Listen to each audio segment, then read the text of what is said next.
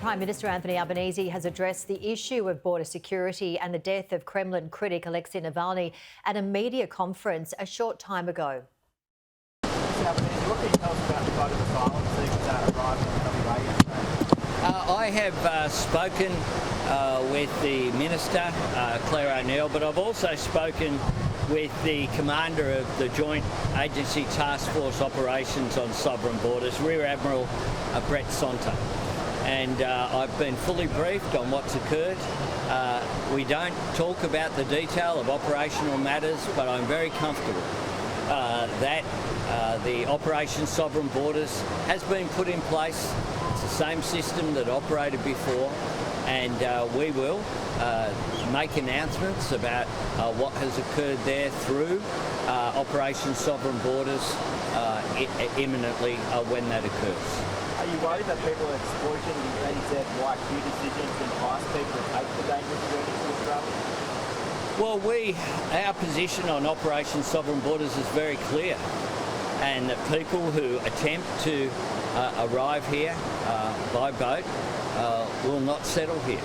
Our position is clear, and I do say for people in public life to have a look at the very clear, strong and unequivocal message sent by Rear Admiral Sonta last night in the very clear statement that he made. We do not seek to politicise national security issues, and it is unfortunate when any politician seeks to do so, and I'd ask them to have a look at the clear statements that were made by the Chief of Operation Sovereign Borders.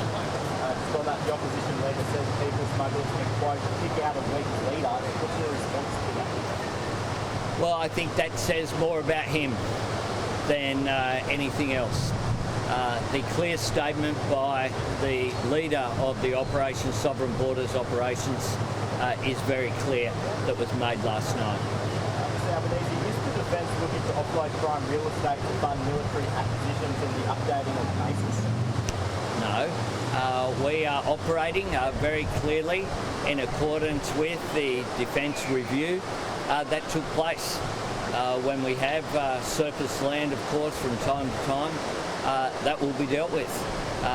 In order to build housing is one of the things that we need to do with public land in general, whether it be Commonwealth or state land. So we are very confident that we have got the Defence Strategic Review. It provides a roadmap going forward, and that's what we're operating from. Mr. Albanese, there was sad news here in Newcastle this week that Kremlin Regional Music Festival was cancelled. It's the second festival to be cancelled here in Newcastle. What can your government potentially do to support regional music and music festivals? Well, if you look at what we've done as part of our review and our support for the arts sector, we're creating Music Australia. My government thinks that people's quality of life is about the economy first and second, and their standard of living. But we recognise as well that culture and creative activity is an important component of leading a fulfilling life. And that's why under Tony Burke you're seeing a massive change from the government. We support live music, we support events, we support the creation of the structure through Music Australia.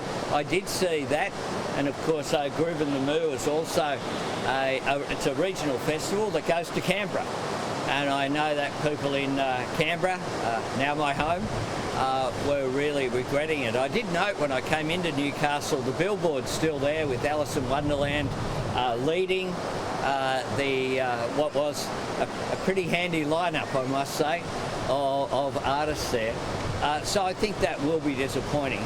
But we do have an incredible live music scene here in Australia, and I think the quality of artists coming up through the ranks is just extraordinary. The new albums from G Flip and Amy McMahon, I recommend both of them to anyone watching this interview.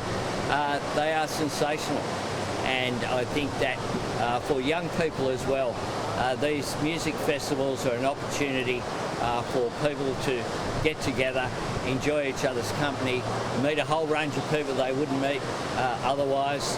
And there are, of course, festivals aimed not just at young people, but the Byron Bay Blues Festival and others as well. We have a fantastic live music scene in this country. I think it is rivaling the music scene that I was lucky enough to come from the generation of Oils and Chisels and In Excess and others, seeing them at local pubs. But I think now it's different through these music festivals, but I want to see them continue and to be held wherever possible. You're here to speak about tax changes and obviously cost of living. Newcastle has a massive university town. Will there be any consideration on raising indexation to help with student loans? Look, we think one of the things I spoke about last night at Newcastle University is that Newcastle University has a nation-leading system of having essentially fee-free courses in order to attract students. And over the years, something like 50,000 people have gone through Newcastle University. One of those is someone called Jodie Hayden, who I'm close to, as you might have noticed over the last week, a graduate of Newcastle University. So I'm very conscious about the fantastic role that Newcastle Uni plays here as a driver of the economy as well, not just in terms of students, but the work that it does in research, the work that it does in collaboration with the mining sector and with industry is so important for this town. And in addition to that, the campus down there at Arimba is where we launched our policy for fee-free TAFE. 300,000 Australians last year began courses for fee-free TAFE.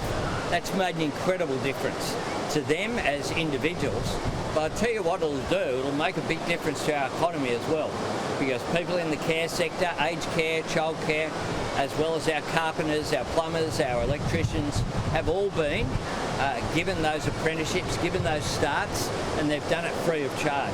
An enormous difference, and we have an additional 300,000 places beginning this year.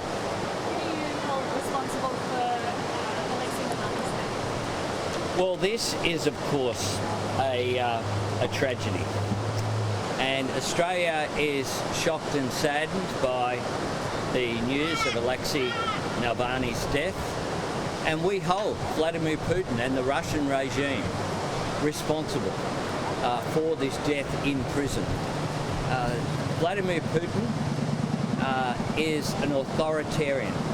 And we have a divide in the world between authoritarian regimes and democracies. Just to our north, we've seen the greatest democratic exercise on a single day in human history, with the election of a new president of Indonesia on February 14.